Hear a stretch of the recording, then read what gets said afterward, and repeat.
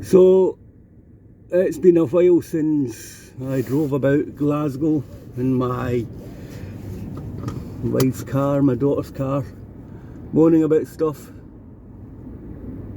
We're about to change that today. Now, as you can probably see in front of us, there's a massive pothole in that road, right?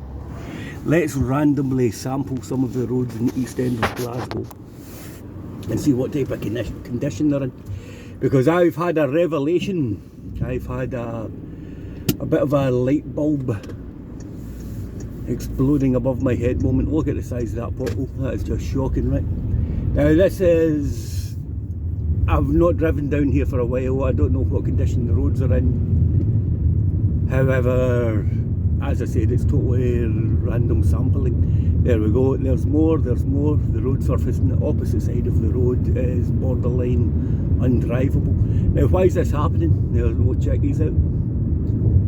This bit actually looks quite good and fresh. Why is this happening? It's a couple of things, isn't it? The local authorities aren't fixing the roads. I would possibly say that's down to privatising the companies that fix the roads as opposed to the council doing it themselves, because if they were doing it they wouldn't have to show a profit on the repairs, would they? Shall we keep going? So of all the roads to pick, there's some there, see them? Of all the roads to pick to show you how crap the roads are, this one's actually in pretty good condition. But the council's budgets are stretched to the high heavens, have been constant. Check the state of this out. There's been constant cuts to council budgets and all this type of thing. Look at that, man, absolutely shocking. There's a huge one right there. That could take a ball joint off your car, no problem. Right, so issue number one is the council doesn't have any money. The issue number two is privatised companies. They're there to make what do you call them? Shareholders' money, aren't they? They're not there to do a good job. They're there to try to grab as much profit out the public purse as they possibly can. So even more. Check these out again. Absolutely whacked. I'm having to be very careful when I drive across them. Right. So I was having to think about this the other night. And do you know what I've come up with? And a lot of people aren't going to like this. A lot of people are not going to like what my theory is. Check the state of this out. Part of the reason, and it's not, I'm not talking about this particular road because it doesn't actually have the things that I suspect are part of the reason the roads are getting done in so badly. I think part of the reason the roads are as whacked as they are, now wait for this one, it's down to two things, right? They've built cycle lanes all over Glasgow for people in push bikes. Now you think to yourself that's quite a good thing. A couple of issues with it. One, Glasgow is quite a hilly city, so cycling's not, it's hardly the Netherlands here. And issue number two is the weather in Scotland sucks ass most of the time. But anyway, cycle lanes. So this road actually looks in pretty good condition. So am I ranting for no reason? Let's randomly try and go down to the right. So they've built cycle lanes which have narrowed the roads from 4 lanes to, now we've struck gold here. We have struck gold here. So they built cycle lanes, that's narrowed the roads from 4 lanes to 2 lanes.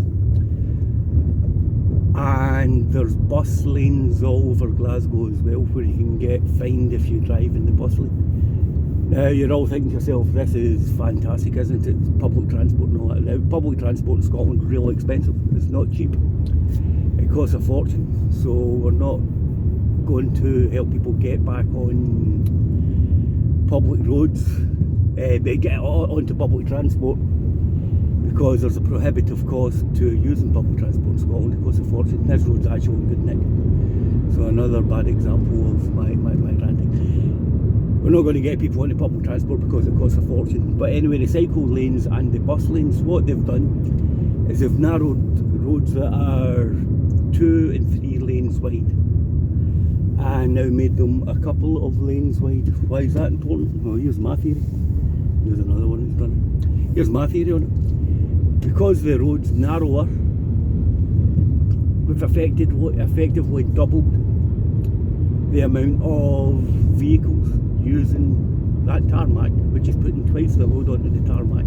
Check this out, man. It's putting twice the load onto the tarmac. Look at that. We could fill that with water and charge people money to swim in it. We've put twice the load on the available road space that we have, and that's helping whack 7 colours of crap out of the roads. And the other thing that's doing is causing more congestion, isn't it, because traffic isn't moving as freely. So that was my light bulb above my head, my tinfoil hat moment. The fact we've narrowed the roads is effectively doubled the amount of vehicles using the size of road that we have left, which is causing the roads to get churned up. I'm going to pull over here. A couple of these roads were actually okay, but again it was random sampling. I just pulled out my house and decided to have a little look about us. So that's the theory. We narrowed the roads to put cycle lanes into them. We've narrowed the roads to allow buses to use the inside lanes. That effectively means that the amount of vehicles using the narrower roads has doubled, hasn't it? Or tripled in some cases. Well, with that, where are you getting content like this on YouTube? Okay. Right, thanks all for watching. I should do something else about the low emissions one. We've just went through a pandemic. We're in the middle of a war where there's an energy crisis, so fuels cost an absolute fortune. And now they're bringing in this low emissions bollocks into the town centre of Glasgow.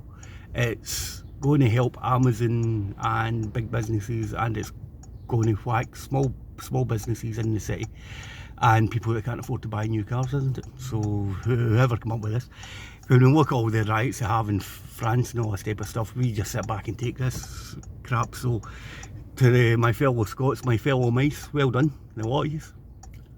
Not only the bitumen road surfaces possibly come from the North Sea. Brent crude's not got a lot of bitumen in it or a lot of diesel, but considering we're pumping this stuff out the ground 300 miles from where I'm driving about, I can't understand why we can't repair these roads. Right, so thanks for watching another crap rant from your Uncle Zambo. Right, cheers, bye.